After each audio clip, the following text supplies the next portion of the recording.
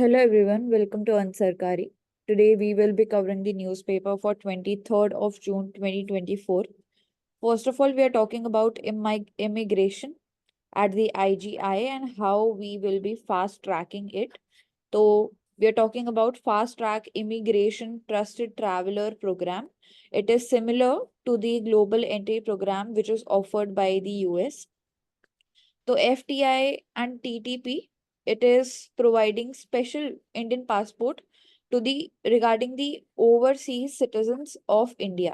तो OCI card holders उनके लिए स्पेसिफिकली है ताकि कंजेशन जो है एयरपोर्ट्स पे उसको कम किया जा सके। इमिग्रेशन क्लियरेंसेस जो हैं उसके लिए इन एडवांस हम वेरीफाई कर पाए ट्रैवलर्स को। तो पूरा जो प्रोसेस है इंडिया में फर्स्ट ऑफ इट्स काइंड होगा एंड सिग्निफिकेंटली रिड्यूस करेगा जो भी हमारा टाइम होता है क्लियरेंसेस को लेके एंड ऑल्सो एयरपोर्ट पे congestion.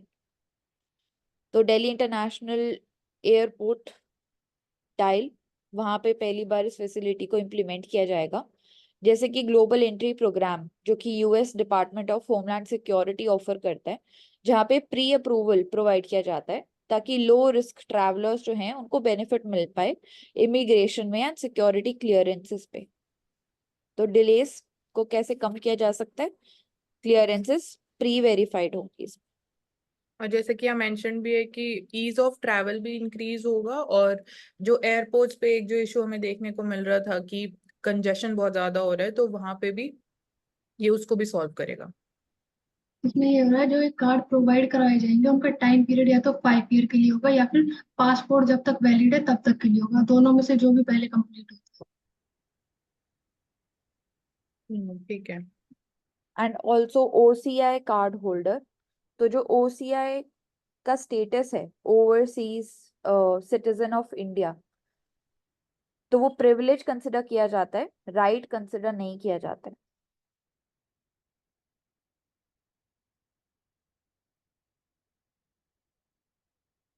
Next, states seek hike in united capex loans from the center. So united united untied कैपिक्स। untied, so untied component of interest free capex loans, तो जो भी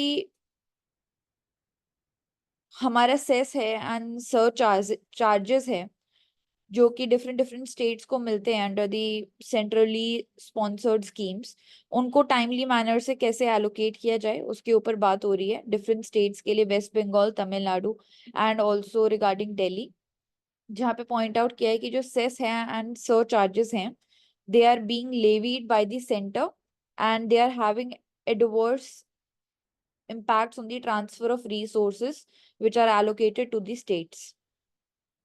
So मानसी दी इसमें इम्पोर्टेंट आप हाईलाइट कर दीजिए। अनटाइड कैपिटल एक्सपेंडिचर लोन्स जो है, firstly what is the meaning? तो untied means they are interest free loans. States को उस पे इंटरेस्ट पे नहीं करना पड़ता है। एंड यहाँ पे इम्पोर्टेंट एस्पेक्ट जो इस आर्टिकल में है कि स्टेट्स क्या डिमांड कर रही है। जब हम फिस्कल हेल्थ की या फिस्कल फेडरलिज्म की बात करते हैं तो एक एस्पेक्ट तो आ जाता है फाइनेंस कमीशन का under article 280। Secondly we are seeing कि जो डेट बर्डन है on states that is increasing, so states are demanding कि उनको और फंड्स डेवल्यूशन होना चाहिए। थर्डली वी सी कि under GST also they are seeking कि जो पावर्स ऑफ स्टेट है of tax collection that should be increased. And उसमें भी जो जीएसटी का एक कॉम्पनसेशन वाला जो एलिमेंट था उसमें दी सेंटर स्टेटेड कि because the fiscal deficit is increasing, तो जो सेंटर टू स्टेट डेवल्यूशन होना चाहिए था उसमें 5 इयर्स का प्रॉमिस किया गया था कि जो भी रेवेन्यू शॉर्टफॉल होगा वो सेंटर इंश्योर करेगा कि स्टेट्स को अवेलेबल किया जाएगा। But because of covid things got disrupted, तो उसकी वजह से जो स्टेट्स की फिस्कल हेल्थ है या जो फिस्कल मिसमैनेजमेंट देखने को मिला, तो अल्टीमेटली सेंटर की तरफ से ये आया कि स्टेट्स पैसा और बोरो कर सकती है, बट उसकी वजह से चीजें और खराब हो सकती है बिकॉज उनका भी जो फिस्कल डेफिसिट है स्टेट लेवल पे इंक्रीज हो सकता है। एंड यहाँ पे जो बाकी डिमांड्स है स्टेट्स की, जैसे कि अभी करंटली सेस और जो सरचार्ज से टैक्स रेवेन्यू कलेक्ट होता है that is not given to the states as a part of finance commission devolution of funds. तो स्टेट्स डिमांड कर रही है कि cess should also be made a part of this divisible pool, central divisible pool, and allocation of funds timely manner में होना चाहिए। Thirdly is ki enhancing untied 50-year interest-free capital expenditure loans amounting to rupees 1 trillion. And fourth is that advance indication of annual allocation for the each state. मतलब पहले से थोड़ा एक indication मिल जाए कि हर स्टेट का एनुअल एलोकेशन कितना होगा, accordingly they can plan for their expenditure and कि कितना रेवेन्यू होगा. तो ये कुछ डिमांड्स हैं स्टेट्स की, तो ये हमें पता होनी चाहिए. And Mansi, what is the basic difference between cess and surcharge? Okay, cess जो होता है वो लेवी किया जाता है for collecting for specific purpose, like education cess हो गया. तो जितना भी पैसा उस अमाउंट से कलेक्ट किया जाएगा, उस सेस से कलेक्ट किया जाएगा, वो आगे एजुकेशन सेक्टर में ही इन्वेस्ट किया जाएगा. तो cess is for one particular purpose. Surcharge को हम बोलते हैं टैक्स ऑन टैक्स. तो वो लगता है इनकम टैक्स के ऊपर. पूरा आपका इनकम टैक्स कैलकुलेट हो गया कि इतना अमाउंट आपको एज एन इनकम टैक्स पे करना पड़ेगा टू दी गवर्नमेंट अथॉरिटी. उसके ऊपर एक सर्टेन फिक्स परसेंटेज टैक्स लगता है जिसको हम सरचार्ज बोलते हैं. तो वो आपके इनकम टैक्स के ऊपर कैलकुलेट होता है. And this is also one of the ways जो हम बोलते हैं कि पार्ट ऑफ प्रोग्रेसिव टैक्सेशन है when we talk about redistribution of resources और रिड्यूसिंग इनकम इनइक्वालिटी. सरचार्ज के केस में बोलते हैं. Okay. Okay. Next, GST Council eases compliance norms for reducing the compliance burden of the taxpayers and also for reducing litigation. So GST Council will be taking up important agenda of rate rationalization. So Mansi, what is the rate rationalization here? अभी जो GST tax slabs हैं उसमें हम बात कर रहे हैं कि इट शुड बी रिड्यूस. जैसे कि कुछ इंटरनेशनली भी जो मॉडल्स हैं जीएसटी इम्प्लीमेंटेशन के, वहां पे there is only one single rate of GST that is implemented. But the question is कि whether that model will be suitable to Indian economy और नॉट. एंड तो उसको बोले रेट रैशनलाइजेशन. रेट चेंजेस को हम बोलते हैं कि टैक्स स्लैब्स कम होंगे या रेट चेंज हम करेंगे. एक यहाँ पे की टर्म जो लिखी है एंटी प्रॉफिटरिंग. एंटी प्रॉफिटरिंग का मतलब होता है कि सपोज जो जीएसटी रेट्स है उनको रिड्यूस कर दिया गया है, they have been rationalised. But जो एंड कंज्यूमर में है, जो रिटेल सेलर है, उन्होंने जीएसटी रेट को कम नहीं किया है. तो कंज्यूमर्स के लिए कोई अल्टीमेटली जो ट्रांसमिशन रेट है उसमें वी आर सीइंग कि that is not being implemented effectively, या वहां पे टाइम लैग हो रहा है. तो एंड जो सेलर है टू द फाइनल कंज्यूमर, उनको प्रॉफिट हो रहा है क्योंकि अथॉरिटीज को तो दे हैव टू पे less amount of tax, but consumer से वो हाई टैक्स ले रहे हैं. तो जो बीच में डिफरेंस हो गया वो उनका प्रॉफिट हो गया. तो इसलिए इसको बोलते हैं एंटी प्रॉफिटेरिंग. तो वो इंटेंशनली उसको जीएसटी रेट को कम नहीं करते हैं. एंड बाकी यहाँ रिफॉर्म्स की बात हो रही है. बाकी क्या पेंडिंग रिफॉर्म्स है as far as GST is concern. तो वन इज की right now like petrol and diesel और जो एविएशन टर्बाइन फ्यूल है that is not under GST. That and even liquor is not under this. तो this is one aspect जो बोला जाता है कि उसको इसके अंदर लेके आना चाहिए, क्योंकि ये कहीं ना कहीं after even D controlling the prices of petrol जैसे 2014 में किए गए कि they are now linked to the international movement in the prices and they are not administered by the we can say by the government or the state. सो उसको भी कहीं ना कहीं थोड़ा सा वॉलेटिलिटी जो हमें देखने को मिलती है. अभी जैसे हम फिर से देख रहे हैं कि क्रूड ऑयल प्राइसेस इंक्रीज हो रहे हैं, they are closer towards $84 a barrel. तो प्राइसेस आर इंक्रीजिंग. तो उसकी वॉलेटिलिटी को रिड्यूस करने के लिए भी हेल्प करेगा अगर that is taxed under GST.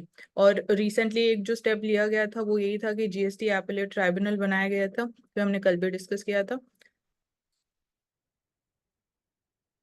तो that's all is GST compliance norms.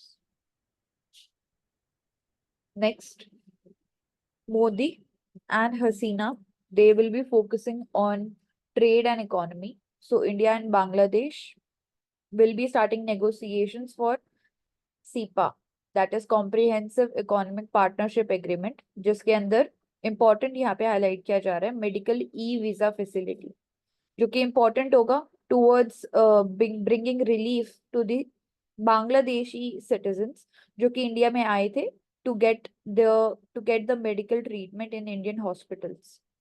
So 1.6 million visas issue किए गए थे 2023 के अंदर सिर्फ. इसके अलावा important issues जिसको डिस्कस किया जाएगा, तीस्ता रिवर वाटर शेयरिंग के ऊपर, एंड ऑल्सो कोलैबोरेशन जो कि देखा जाएगा 10 डिफरेंट डॉक्यूमेंट्स के अंदर। सो इंडिया धीरे धीरे अपना फुटप्रिंट इंक्रीज कर रहा है आईओआर रीजन के अंदर भी, ताकि जो ओवरऑल इम्पैक्ट है चाइना का इन द ग्लोबल साउथ उसको चेक एंड बैलेंसेस वो दे पाए। So digital partnership, green partnership, maritime के अंदर railway connectivity, oceanography, strategic operation studies, इन सारे सेक्टर्स में हम देख सकते हैं कि इंडिया और बांग्लादेश जो है वो आगे आने वाले टाइम में पैक्ट साइन करेगा एंड ऑल्सो इंगेजमेंट को और भी ज्यादा एक्टिव बनाएगा। Health and medicine, disaster management and fisheries जो कि इंपॉर्टेंट आ जाते हैं ऑलरेडी जिसपे पैक्ट है एंड उनको रिन्यू किया जाएगा। तो स्मार्ट बांग्लादेश इंश्योर किया जाएगा, उसकी जो विजन है ऑफ 2041 एंड इंडिया का जो विजन है विकसित भारत बाय 2047। तो दोनों को इंटीग्रेट भी हम कर सकते हैं एग्रीमेंट्स के थ्रू एंड एक्टिव पार्टिसिपेशन के थ्रू।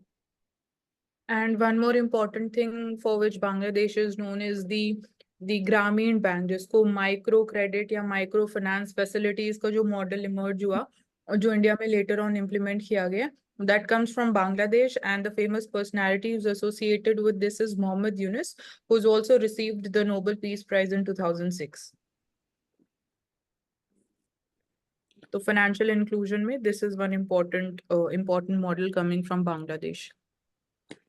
Apart from that, और भी areas, for example, counter-terrorism, radicalization and peaceful management of borders. क्योंकि जब भी इंडिया टॉक्स अबाउट एनआरसी और सीए तो उसका जो इम्पैक्ट है it is on the neighbouring countries. For example when India connected NRC in Assam और on the basis of Assam accord 1985, तो some issues were sought by the Bangladesh also. तो एक उसका एक हो गया। देन इंडिया और बांग्लादेश के बीच में एक्सरसाइज का नाम है संप्रीति एक्सरसाइज। इस साल पूछा था मैत्री, तो Maitri is between Thailand and India everywhere. नहीं, it is I think India Sri Lanka है, थाईलैंड नहीं है। पक्की पूछा था and it is between India and Sri Lanka.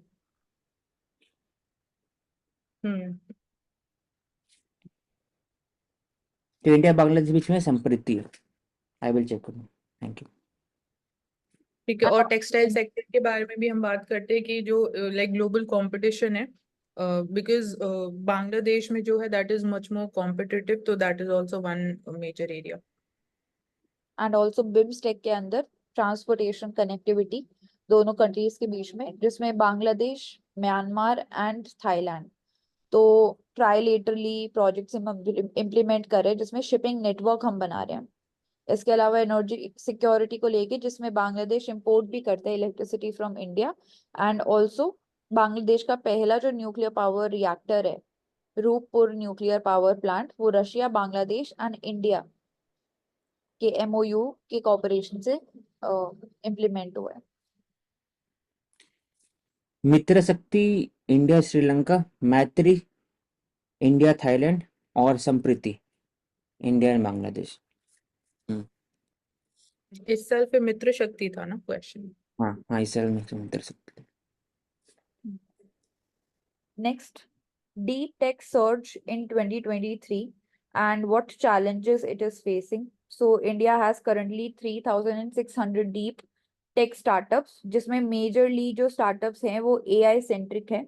47% of the deep tech startups हैं they were established in 2023 and they are driven by AI.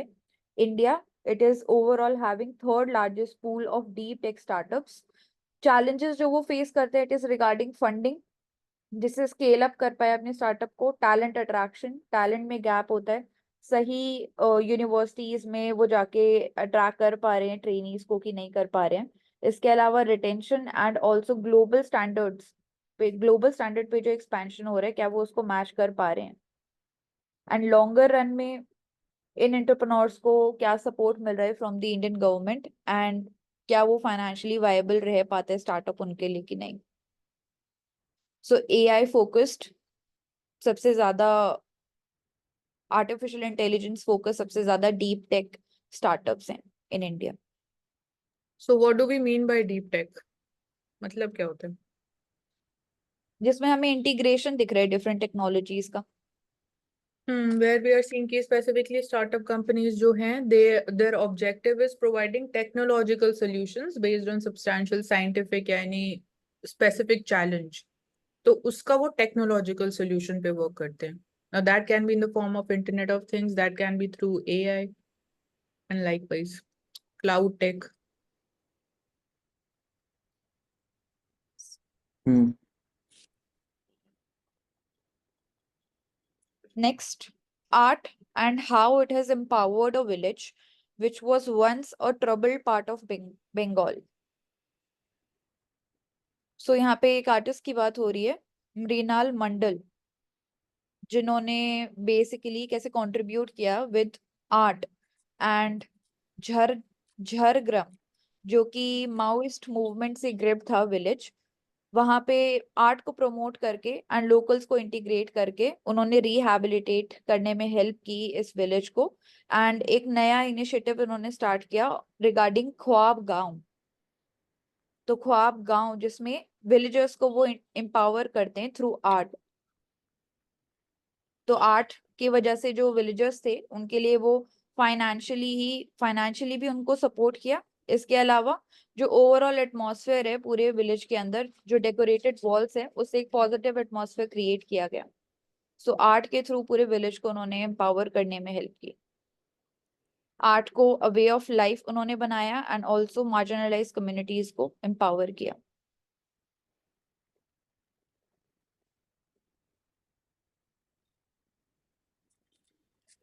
The new criminal law bill, which has no section regarding rape of men and transgender people. So section 377 यहाँ पे बात हो रही है of Indian Penal Code, which deals with the rape of a man and transgender person or an animal. इसके साथ साथ extortion, theft, criminal intimidation, इन सब के लिए भी ये जो सेक्शन है डील करता है। मतलब और बोलना चाह रहे हैं कि ऑलरेडी रिफॉर्म किया गया था, इसमें नया बिल लाया गया, लेकिन तब भी इंक्लूसिव नहीं है। अभी भी rape laws are not gender neutral. तो rape of men, transgender people को रेप कंसिडर अभी तक लॉ के अंदर में नहीं किया जाता। तो इसमें मेन ऑन मैन वे भी इसमें इंक्लूडेड नहीं है, विमेन ऑन मैन भी इंक्लूडेड नहीं है ओवरऑल।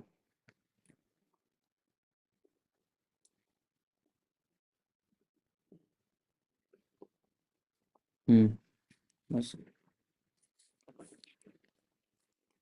आपको विजिबल है ये पेज? नहीं, blank है. नहीं।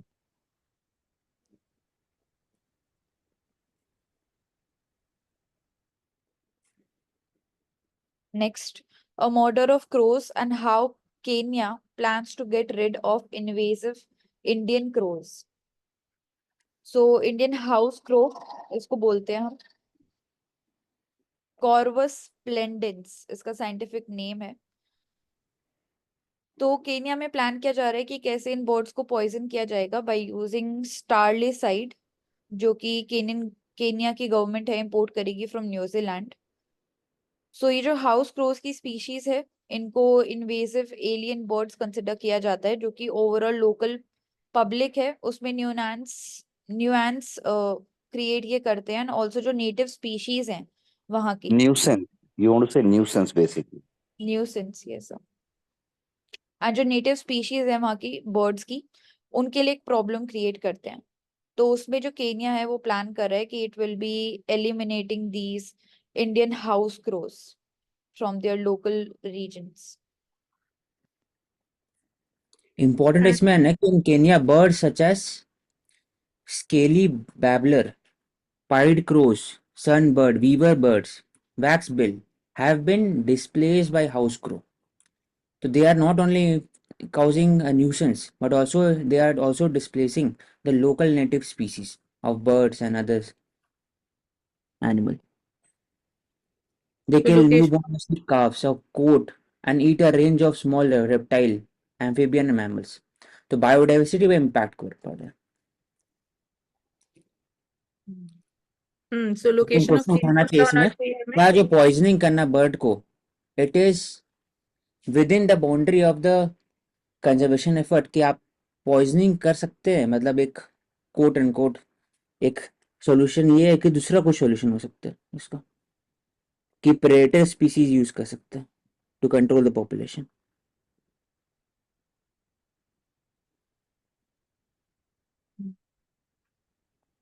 So location of Kenya पता होना चाहिए. तो it is on the eastern coast of Africa, and Lake Victoria जो है part of it lies in Kenya. Capital is Nairobi, and there is one important lake which is there in Kenya is Lake Turkana, and important port जो है Kenya का वो है Mombasa. Mombasa.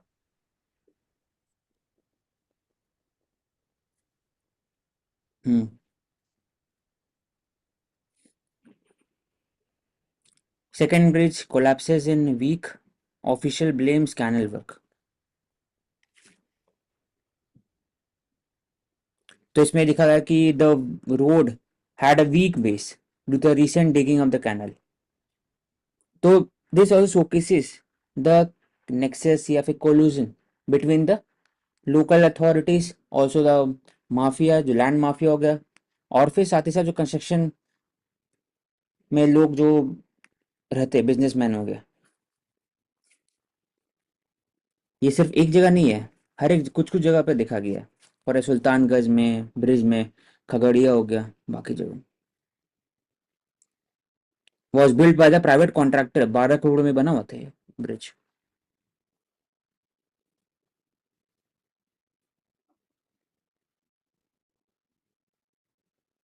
Hmm.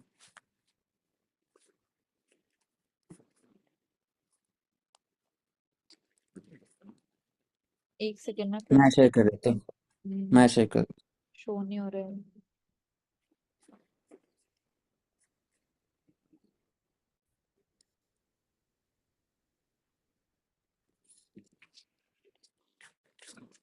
The great Indian protein gap.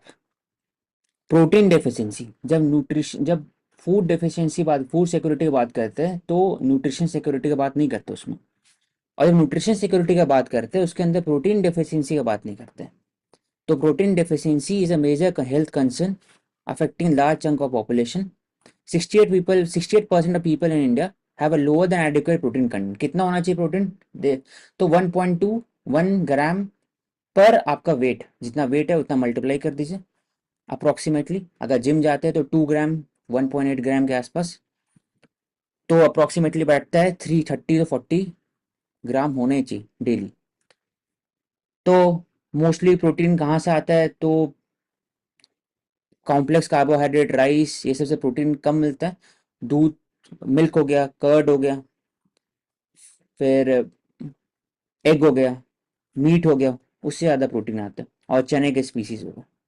Protein just nutrient नहीं है, fundamental pillar amino acid के complex.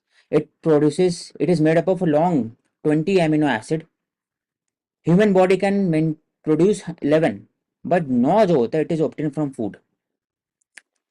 बोविन milk considered as high quality protein because सब 9 essential amino acid होता है जो बन नहीं पाता है बॉडी से. अलग अलग नाम दिया हुआ, विटामिन ए, डी, ई, के एंड मिनरल, जिंक सब होता है. बस याद रखना है विटामिन सी नहीं होना. It is vital for muscle growth, recovery, bone health, immune function etcetera. तो इसमें एग्जाम्पल अमूल का दिया हुआ. अमूल ये फेमस हो रहा था ऐसे भी with regarding to high protein. इसमें हर जगह में प्रोटीन यूज किया गया. वी प्रोटीन यूज किया गया चॉकलेट में भी, फिर छाछ उसमें भी, कर्ड में भी, और बाकी जगह में भी. बटर मिल्क हो गया, मिल्क हो गया. तो इसका कोई ट्विटर में भी डाला गया था एग्जैक्टली कि क्या ये दावा जो कर रहे 50 ग्राम प्रोटीन 20 ग्राम प्रोटीन ये सच है. तो लैब रिपोर्ट भी यूज किया गया थर्ड पार्टी की तरफ से भी, तब भी निकला अप्रोक्सीमेटली 90% केसेस में कि 28 लिखा हुआ तो 18-19 मिल गया था इसमें प्रोटीन. तो world first high protein milk अलग अलग ही. लेकिन And तब भी बोल। विटामिन ए डी ई के जो है वो फैट सॉल्युबल होती है, एंड विटामिन बी एंड सी जो है दे आर वाटर सॉल्युबल। हाँ, मतलब वो आपको उसका तभी इंटेक रेगुलर रखना पड़ेगा। तभी बोलते हैं कि विटामिन डी की कमी है, तो आपको अगर टैबलेट मिलता है तो vitamin D you should take after just eating your meal के बाद ही लेना चाहिए जस्ट। और विटामिन सी और बाकी से बोलता है तो आपको वाटर से ले सकते हैं कि वाटर सोल्यूबल। तो वो सब में प्रोटीन है इसमें। तो इसमें लिखा है protein is only for body builder, no, everyone needs protein. और इंडिया में we are mostly protein deficient country, और डाइट में हमेशा कॉम्प्लेक्स कार्बोहाइड्रेट होता है। तो उससे क्या होता है लॉन्ग टर्म में, slowly we get pot belly, और धीरे धीरे जो इंसुलिन रेजिस्टेंस होता है बॉडी के अंदर बढ़ जाता है। तो उसको कम करने के लिए हाई प्रोटीन डाइट 40-30% होना चाहिए, 30% कार्बोहाइड्रेट, बाकी फिर फैट और उससे आना चाहिए। विमेन को भी प्रोटीन चाहिए, हेल्दी ऑर्गन को भी चाहिए। आर्टिफिशियल है प्रोटीन, नो, वी होता है कि जो मिल्क होता है, जब वो कर्ड जमते हैं तो कर्ड के ऊपर में जो पानी होता है इसको एक ड्राई किया जाता है, उसके फिर एक्सट्रैक्ट किया जाता है प्रोटीन। तो वी प्रोटीन। एंड ऑल्सो जो मिड डे मील्स हम प्रोवाइड करें वहाँ पे भी हम ध्यान रख सकते हैं कि प्रोटीन का कंटेंट इनफ हो for children. Mid day meal में जो एक और एक रिकमेंडेशन दिया गया था कि दो जो वेज है उनको आप 1 गिलास दूध, और जो नॉन वेज है उनको 1 अंडा, ये इंक्लूड कर देंगे। कि अगर बोले एग्जाम्पल में कि सबसे best case of protein synthesis, एक होता है प्रोटीन लेना, एक और बॉडी जो है सिंथेसिस कर पाता है, दोनों में डिफरेंस होता है। जब वी प्रोटीन खाते हैं तो 1/6 होता है, जब मीट खाते हैं 1/3, और जब आप एग खाते हैं तो 1/2 हाफ होता है। तो अगर हर एक एग के अंदर में 6 to 7 ग्राम प्रोटीन होता है, तो 3.5 ग्राम आपके बॉडी सिंथेसिस कर पाता है। सबसे हाईएस्ट प्रोडक्टिविटी एग के अंदर है। इसलिए एक कैंपेनिंग भी था कि संडे मंडे रोज को अंडे, लेकिन उसको फॉलो अप नहीं किया गया क्योंकि वेजिटेरियन नॉन वेज वाले केसेस में आते।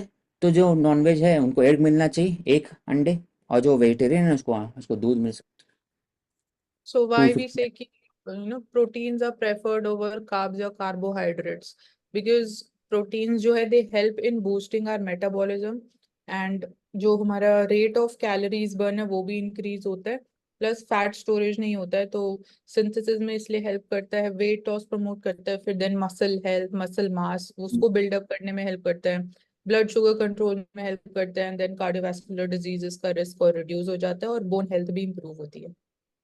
तो तो कार्बोहाइड्रेट सिर्फ एनर्जी हाँ, के लिए हो गया, वो भी शॉर्ट टर्म सडन स्पाइक जो एनर्जी में सडन। होता है, ग्लूकोज लेवल होता है, वो कार्बोहाइड्रेट्स करते हैं, तो that is not good for our health. एक और इसमें था कि सबसे अभी इशू क्या चल रहा है प्रोटीन में। तो एक तो हो गया मिड डे मील वाला इशू, दूसरा है कि मार्केट में अभी एक रिपोर्ट भी आया था जिसमें बोला गया तो वी प्रोटीन जो अवेलेबल है उसके अंदर में सब बहुत सारे मेटल्स और कार्सिनोजेनिक मिनरल पाए गए। ये दिखाता है कि जो एफएसएसआई का जो रोल है to regulate the we protein market, it is not up to standard. Adulteration भी देखने को मिलता है। अडल्ट्रेशन है वी प्रोटीन में आके। तो सबसे अगर आसान तरीका है प्रोटीन से खाने का तो दाल हो गया, बीन्स हो गया, और दूध, कर्ड, एग हो गया।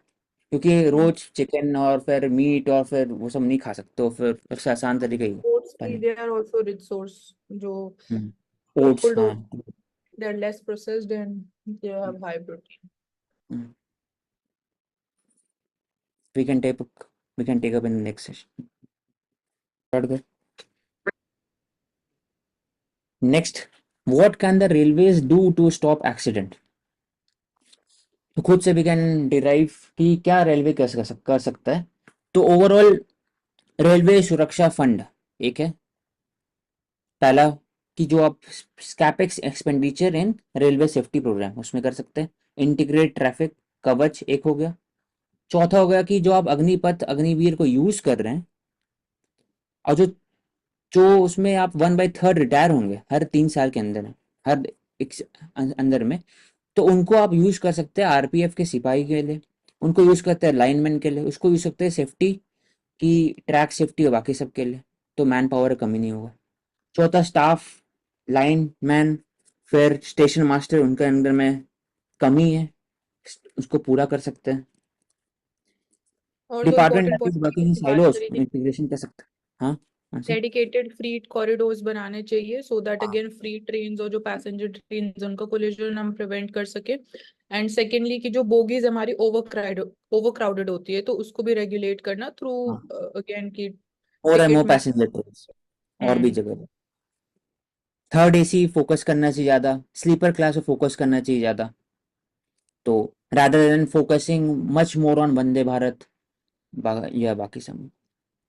तो इसमें वही दिया हुआ कि दूसरा हाँ एक और एक है कि फटिगनेस ऑफ द लोकोमोटिव ड्राइवर्स, वो भी एक है कारण, जैसे हम लोग बोइंग केसेस में देखे थे, एरोप्लेन में भी देखे थे, इसमें भी वैसी केस।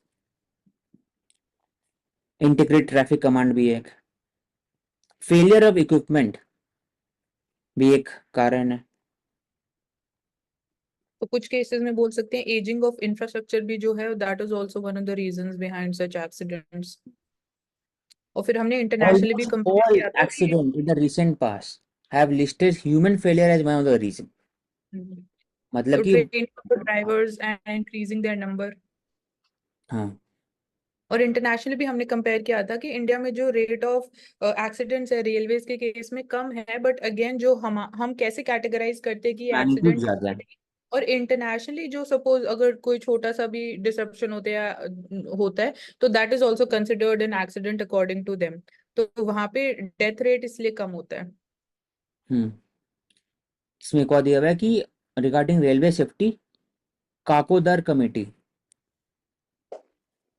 वो बता रहे थे with regarding 3 vital function, rule making, operation and regulation, all are vested in railway board. हाँ ये बहुत इंपॉर्टेंट इंस्टीट्यूशनल एग्जांपल जो हम लोग अभी तक बताया वो टेक्नोलॉजिकल सोल्यूशन है, उसके अंदर में इकोनॉमिक है, उसके अंदर में कैपेक्स फंडिंग है, सब है, मैन पावर है, लेकिन इंस्टीट्यूशनल बेसिस पे क्या करना चाहिए। तो इसने बोला कि रूल मेक, ऑपरेशन और रेगुलेशन तीनों रेलवे बोर्ड ही करते हैं, तो रेलवे अथॉरिटी और जो बोर्ड है और जो regulation of the fair prices of the ticket या फिर सेफ्टी मेंटेनेंस के लिए अथॉरिटी जो है उनको अलग करना चाहिए, तभी जाकर के और अच्छे तरीके से ओवरसाइट मिल सकेगा और ऑपरेशनल सेफ्टी और बढ़ा सकते हैं। तो अलग अलग इंडिपेंडेंट मैकेनिज्म होना चाहिए, तो एक इंस्टीट्यूशनल वे में चेंजेस होना चाहिए। Are heat wave natural disaster, India has been bearing the brunt of longest stretch of heat wave in the last 15 years. Number of deaths have increased. NDA में ने बोला कि NDA में talks about disaster management under the DM Act 2005 और उन्होंने बताया कि they have defined which natural calamities qualify for state backed compensation, उनके पास पावर होता है। तो इसमें क्वेश्चन उठता है कि 12 disaster are notified in the guideline: cyclone, drought, earthquake, fire, flood, tsunami, hailstorm, landslide, avalanche, cloudburst, pest attack, frost, cold wave। तो paste attack, Frost and cold wave, जब कोल्ड वेव भी इंक्लूडेड है इसके अंदर में, तो आई थिंक हीट वेव को भी इंक्लूड करना चाहिए रिगार्डिंग गाइडलाइन, तभी जाकर के स्टेट बैक्ड कंपनसेशन मिल सकता है।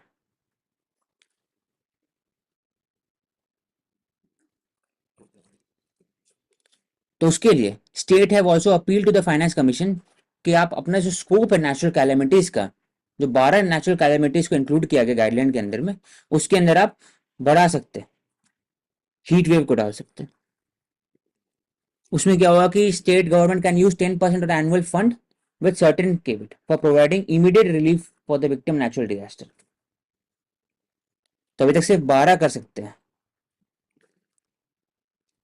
और डिस्ट्रिक्ट लेवल पे मैनेजमेंट प्लान भी फॉर्मुलेट किए जा सकते हैं पर्टिकुलर डिजास्टर के लिए। और इसमें लाइटनिंग भी कंसिडर्ड नहीं है, तो लाइटनिंग में भी जैसे इंडिया में सबसे ज्यादा नंबर ऑफ डेथ्स होती है तो उसको भी इंक्लूड किया जाना चाहिए। हाँ जब कोल्ड वेव को इंक्लूड किए तो इसको भी करना चाहिए, क्योंकि 45 डिग्रीज के ऊपर it impacts body temperature, comorbidity होता है, कार्डियोवैस्कुलर डिजीज होता है, हाइपरटेंशन होता है और डिफरेंट डिजीज कारण डेथ होता है।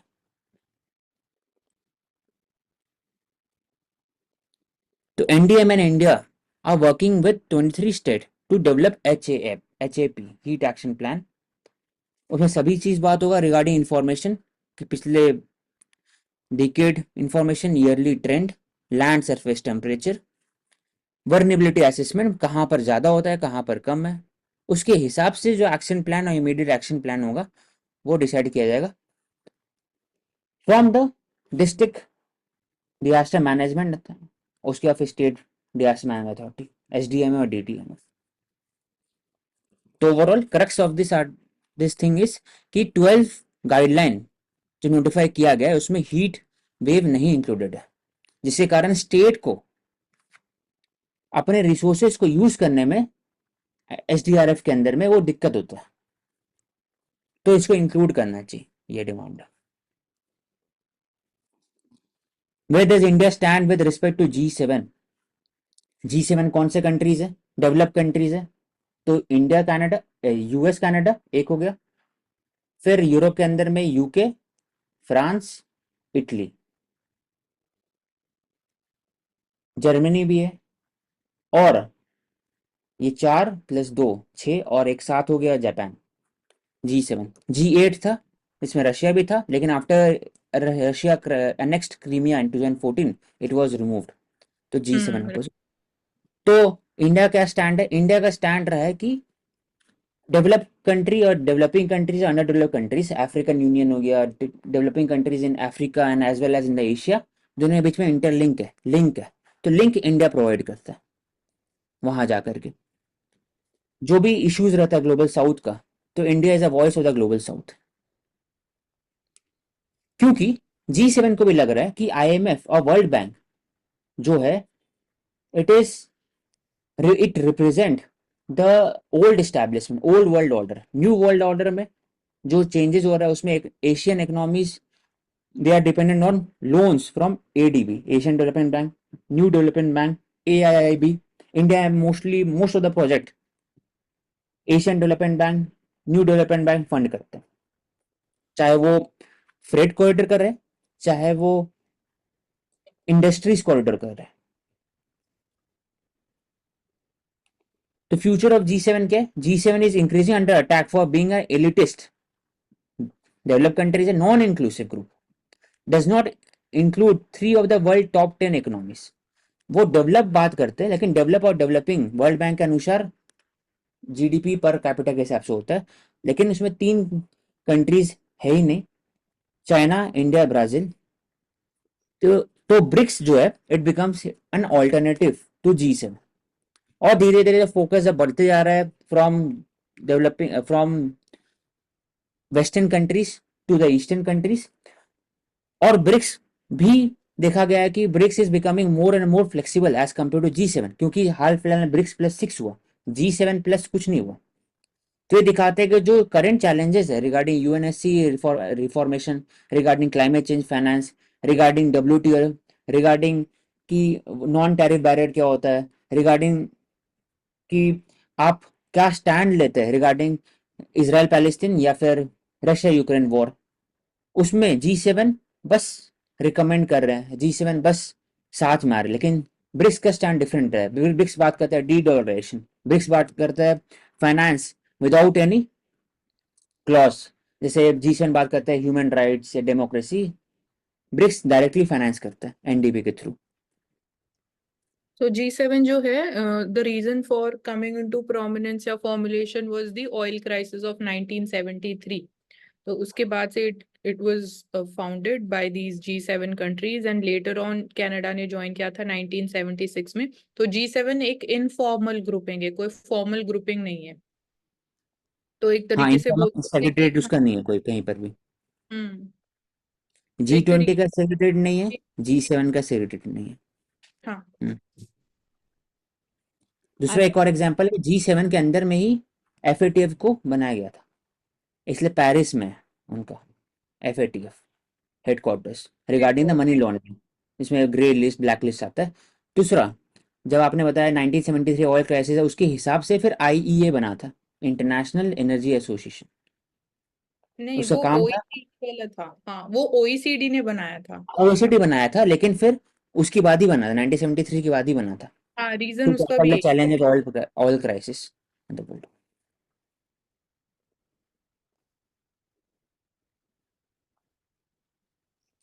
तो इसमें एक और एक बात होता है कि how developing countries looks at the unilateral sanction food fertiliser and energy security, जैसे for example CBM it is enforce by the European Union.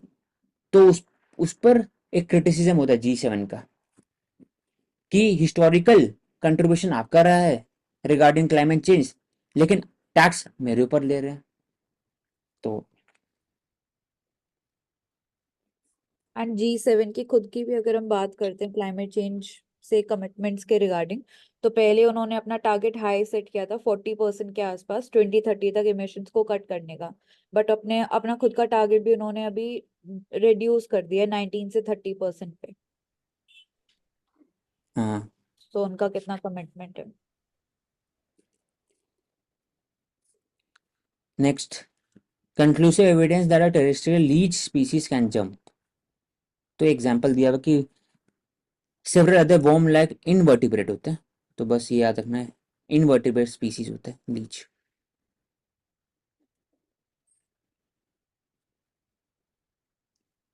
तो इसका ब्लड मिल होता है, दे सक ब्लड।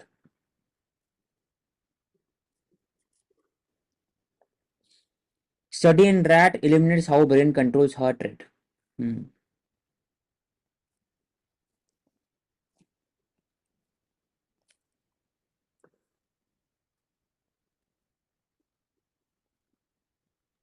इसमें हमारे लिए बस अब पूरे आर्टिकल में एक चीज इंपॉर्टेंट हो जाती है रोटा वायरस के अंदर, कि ये ज्यादातर चिल्ड्रन के अंदर देखा जाता है up to the age of 5, तो उनमें ज्यादा वल्नरेबल होता है। यहाँ पे एक वैक्सीन लेके आई गई है, रोटा वैक्सीन उसके लिए। भारत बायोटेक। तो रोटा वायरस की वजह से कौन सा डिजीज होता है? डायरिया होता है या फिर इंटेस्टाइन को बेसिकली हार्म करता है वो, and it can also cause death. Right. तो rotavirus is included in Indradhanush mission. Diarrhoea के I don't think so, diarrhoea के लिए नहीं, होना नहीं चाहिए। रोटा वायरस है मिशन इंद्रधनुष। इंट्रोड्यूस किया है 2019 में। 12 वैक्सीन प्रोग्राम है उसके अंदर। डायरिया, वोमिटिंग और stomach pain. And RNA based virus है। RNA। अडीनो वायरस होता है और रेट्रो वायरस होता है। अडीनो वायरस DNA बेस्ड होता है, रेट्रो वायरस RNA बेस्ड होता है। दोनों में बस एक फर्क होता है कि DNA वायरस थोड़े स्टेबल होते हैं, RNA वाले जल्दी फैलते हैं। It it is most potent. Mutation ज्यादा जल्दी होते हैं ज्यादा क्योंकि होता है। सिंगल स्ट्रैंड होता है। और डीएनए वायरसेस जनरली देखे जाते हैं जो पॉक्स फैमिली, जैसे स्मॉल पॉक्स हो गया और हेपेटाइटिस बी, तो ये डीएनए वायरसेस है। जैसे मंकी पॉक्स हो गया, या फिर अब नॉर्मली जो, हाँ ये होता है। चिकन पॉक्स हो गया, स्मॉल पॉक्स हो गया। स्टडी शोज ह्यूमन गट फाइब्रस फूड जब खाते हैं तो उसमें गट हार्मोन रिलीज होता है। ये क्या करता है, इट सप्रेसेस एपेटाइट और आपको फिल रखता है। उससे आपका एपेटाइट कम होता है और आपका लॉन्ग टर्म में मेटाबॉलिक जो लैंडस्केप वो अच्छा होता है। Average cold blooded Antarctic marine worms protein. Birth and growth of music. तो म्यूजिक सिर्फ पिछले 2000 साल में है कि पहले से? तो इसमें researchers have established stone age 25 lakh साल पहले से लेकर 10,000 साल 10,000 years BC singing a little लेगा we could sing and play instrument came 40,000 years ago। तो बोल सकते हैं मेसोलिथिक पीरियड में होगा, क्योंकि भीमबेटका में या लखुदियार केव हो गई उत्तराखंड में, दोनों में एक फोटो है जहां पर डांसिंग है, सबको हाथ पकड़े हुए हैं और जिगजैग पोजीशन में डांस कर रहे हैं। तो डांस कर रहे हैं तो कोई ना कोई बीट होगा। हो सकता है कि ड्रम यूज किया होगा, या ड्रम नहीं तो कम leather of the skin leather, या फिर कोई बीट यूज किया होगा, स्टोन यूज किया गया होगा। ट्यूनिंग एविडेंस भी मिला है कि हाँ एनिमल बोन से फ्लूट लाइक कुछ इंस्ट्रूमेंट भी डिस्कवर हुआ है। तो उसके पहले से तो रागम एंड तालम, राग एंड ताल, ताल टाइम होता है और राग आपका वोकल हो गया। वैदिक टाइम्स 1500 BC 1600, तो सामवेदा टॉक्स अबाउट म्यूजिक, और तालम compose by saint Tyagaraja denotes musical notes from navel, heart, tongue, nose or body. अलग अलग म्यूजिक का नाम है, कव्वाली हो गया, जैज, बेथोवन, नाम भी होगा Bismillah Khan, Beethoven, Mozart. Beethoven Mozart basically French नहीं, उस समय इनलाइटमेंट पीरियड के समय 17-18 सेंचुरी के बीच में, वो रोमांटिज्म उस समय के Austrian, I folk believe. song। क्या सर?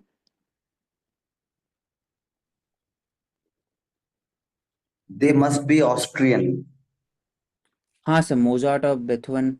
बेथोवन जर्मन है।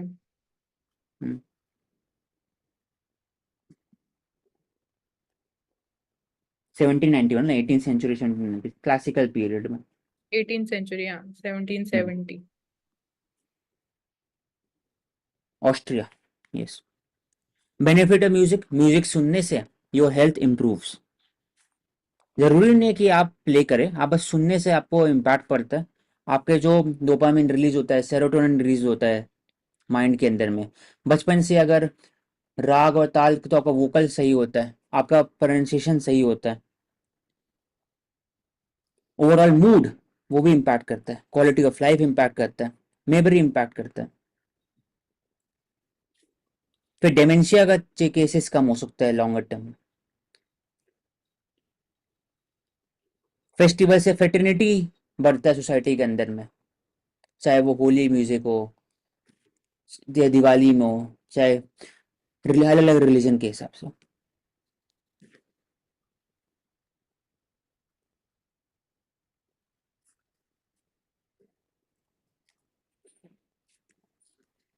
Pre budget meeting with state finance minister.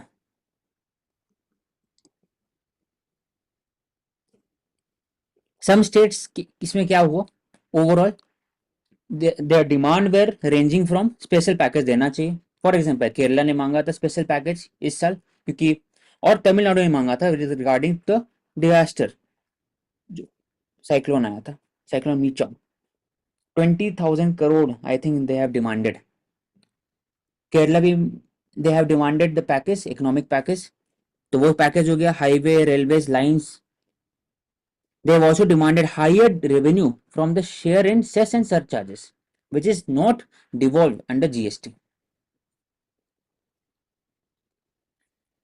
Amravati capital develop करने के लिए 15,000 करोड़ आंध्र प्रदेश के तेलुगु देशम पार्टी ने डिमांड किया। कर्नाटका में नहीं बना 11,500 करोड़।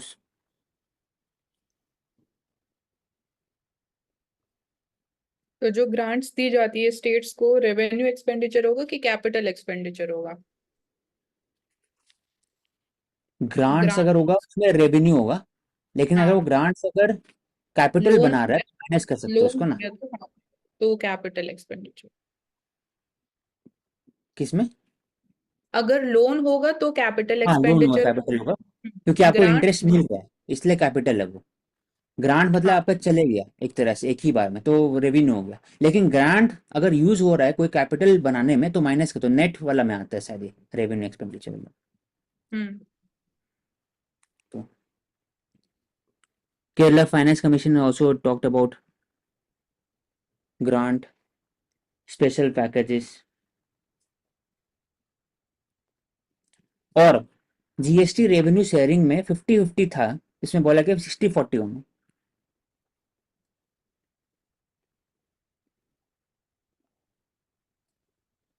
और एक फैक्ट दिया हुआ है, Kerala is the largest rubber producing state. MSP बढ़ाना चाहिए रबर में, उन्होंने डिमांड की प्री मीटिंग।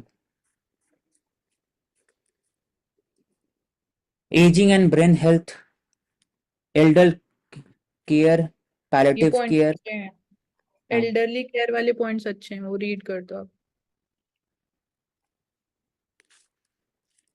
पहले बात है कि फैक्ट दिया हुआ है कि loneliness and social isolation risk factor है। हर एक इंसान, they are often abused by their own care giver. Out of 6, 1/6, 16% का राउंड।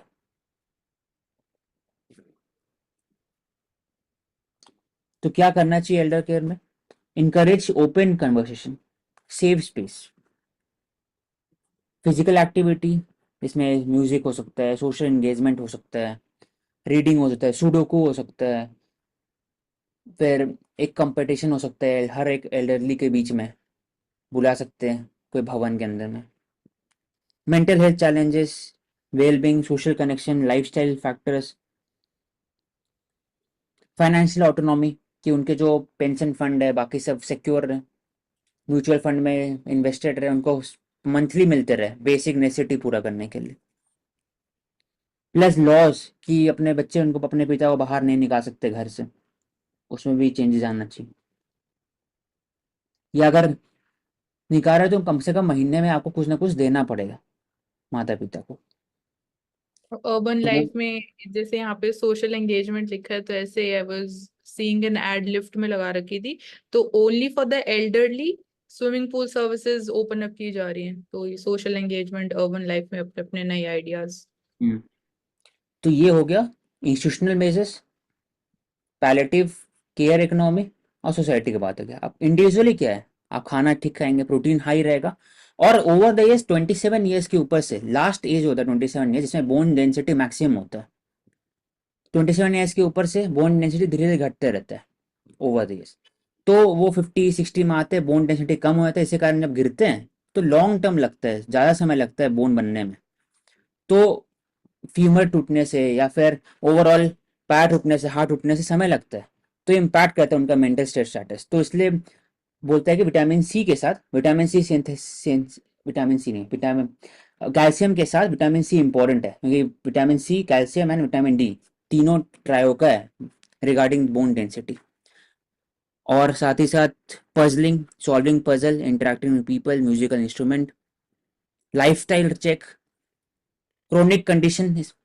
प्रॉब्लम क्या होता है इसमें, आप आयुष्मान भारत इनमें इंक्लूड किया गया 60s के ऊपर में, और करना भी चाहिए इररेस्पेक्टिव ऑफ आपका कितना भी स्टेटस है, वेल्थ स्टेटस है, आपको इंक्लूड करना चाहिए। इसमें दवाई खर्चा बढ़ जाता है, आउट ऑफ पॉकेट एक्सपेंडिचर बढ़ जाता है। Rest well, refrain from consuming alcohol and smoking, socialisation, no stress, minimum stress, meditation, relaxation, exercise, bhajan kirtan. इसलिए भजन कीर्तन में मोस्टली ओल्ड पीपल जाते हैं। तो ये सब एरियाज है। टैकलिंग द और इशू, तो वी हैव डिस्कस हमें सेम। सोसाइटी के हिसाब से भी बात कर सकते हैं कि जॉइंट फैमिलीज का भी फिर सिग्निफिकेंस इंपॉर्टेंट हो जाता है, जैसे ओल्ड एज होम्स में नंबर्स जो इंक्रीज हो रहे हैं। तो अगेन जैसे हम शिफ्ट देख रहे हैं टुवर्ड्स जॉइंट फैमिली, बट उसमें भी फिर वो कॉन्ट्रडिक्शन आता है, freedom versus the imposition of constraints, की आपकी फ्रीडम को क्वेश्चन किया जाता है या फिर आपकी अकाउंटेबिलिटी और इंक्रीज हो जाती है। हम्म। एंड यहाँ पे तो सीनियर सिटीजन्स को लेके एक और योजना भी है, राष्ट्रीय वायोश्री योजना, जिसके अंदर senior citizen welfare fund establish किया है। एंड एज रिलेटेड डिसेबिलिटीज जो होती हैं, जैसे लोकोमोटर डिसेबिलिटी है, जिसके लिए स्टिक्स की जरूरत होती है, उनको वॉकर्स की जरूरत होती है, व्हील चेयर की जरूरत होती है, तो वो सब इसके अंदर प्रोवाइड किया जाता है सीनियर सिटीजन्स को। वायुश्री योजना। फूड एंड स्ट्रेस, ये भी एक अच्छा एग्जाम्पल है। Do high fat and sugar comfort food, alcohol really help U D stress. तो ये सब शॉर्ट टर्म सोल्यूशन है। High sugary food, fat, alcohol, तो उससे आपको एपेटाइट कम नहीं होता है, वो बढ़ता है और ज्यादा। जब भी हाई प्रोटीन डाइट खाते हैं तो एडिक्शन हो जाता हाँ, तो उसमें एपेटाइट होता नहीं है, आपको मन नहीं करता एक्स्ट्रा खाने का। रादर देन कि आप अगर सिर्फ नान, पिज्जा, बर्गर खाएंगे तो एपेटाइट बढ़ता है ओवरऑल। तो omega 3 fatty acid, fish, fatty acid, fish हो गया, walnut, flax seed, can reduce inflammation, promote brain health. Stress के कारण स्ट्रेस ईटिंग जिसको बोलते हैं कि ज्यादा मन करता है खाने का, क्योंकि एंजाइटी लेवल बढ़ता है। These food can cause blood sugar level to spike and then crash, leading to irritation, fatigueness. तो शुगर मेटाबॉलिज्म जो वो इंपॉर्टेंट होता है, शुगर स्पाइक जितना करेगा उतना इम्पैक्ट बॉडी में ज्यादा होगा। इसलिए बोला जाता है कि आप शुगर स्पाइक कम कैसे करिए, तो लो ग्लाइसेमिक इंडेक्स वाले फूड खाइए rather than high glycemic. High glycemic मतलब इसमें ग्लूटेन होते हैं, मैदा हो गया, फिर शुगरी फूड हो गया, प्रोसेस फूड हो गया। लो मतलब कि चने, मीट, फिर मिल्क, फिर फाइबर हो गया एक्सेट्रा, सैलेड हो गया। अल्कोहल शॉर्ट टर्म में आपको शांत कर देता है, लेकिन वो भी शॉर्ट टर्म है। जब रिड्रेस बॉडी से हटता है अल्कोहल, अल्कोहल कैसे होता है, alcohol ethanol, it decomposes, it changes into aldehyde by the liver. इसी कारण आपको डिजीनेस फील होता है। जब वो हट जाता है, it is flushed out from the body, उसके बाद वापस से आपको माइंड में फिर से एंजाइटी आता है, तो एक तरह का साइकिल बन जाता है।